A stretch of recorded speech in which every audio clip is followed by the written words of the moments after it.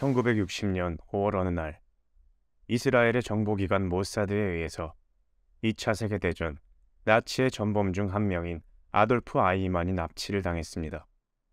유대인의 대학살 참극, 이른바 파이널 솔루션이라고 불린 프로젝트의 기획자인 아이만은 2차 세계대전 패전 이후 아르헨티나로 숨어들었고 이름부터 모든 개인정보를 수정해서 도피 생활을 하던 끝에 결국 잡힌 것입니다.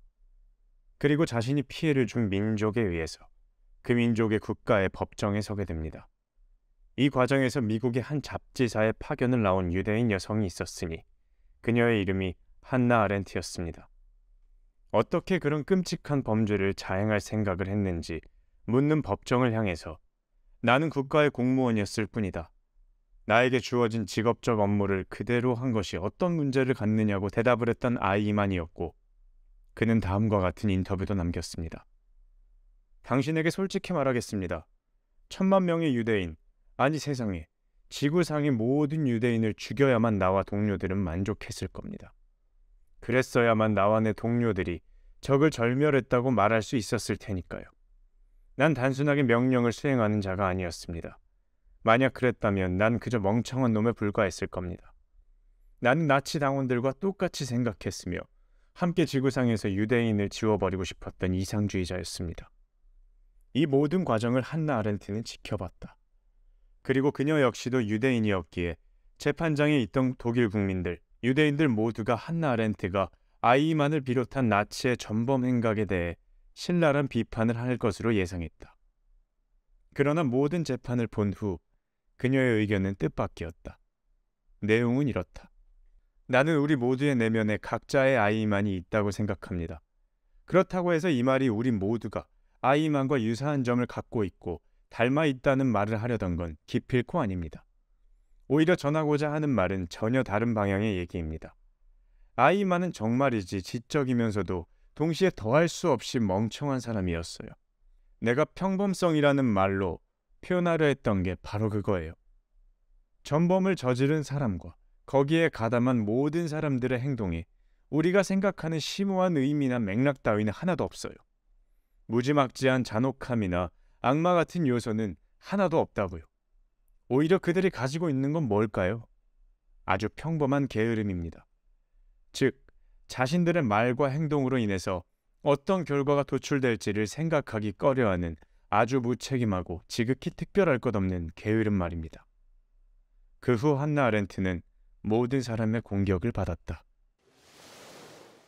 여러분 한 주간 잘 보내셨나요? 마음을 읽어주는 이야기 바다북입니다.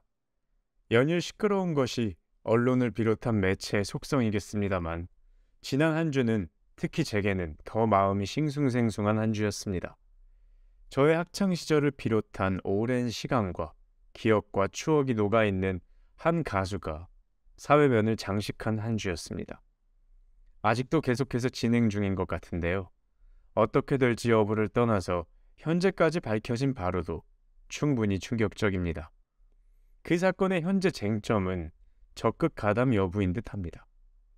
즉, 주가 조작을 공모하는 세력의 일원이었는지 아니면 단순히 친분이 있었던 투자자이자 그들에 의한 피해자 중 일부인지요. 그러나 이것이 피해의 양상과 규모는 다르지만 한나 아렌트가 지적했던 아이만의 변명과 닮아 있는 측면이 있는 것 같습니다. 바로 평범한 게으름입니다. 여러 프랜차이즈를 운영하고 있으면서 연예계에서도 다양한 활동을 벌여온 그가 이 프로젝트 자체의 내용을 알았는지 몰랐는지로 대중들에게 힘주어 말하는 모습이 오랜 시간 그의 작품을 사랑해온 누군가에게는 의도치 않은 영향을 주는 것도 있는 것 같습니다. 만약 프로젝트를 알고 했으면 더욱더 잘못된 행동을 한 사람일 테고 서로 몰랐다고 해도 조금만 생각해보고 확인해봐도 뻔하게 알 수 있는 사항을 확인하지 않은 것이니 그것대로 문제가 있을 겁니다.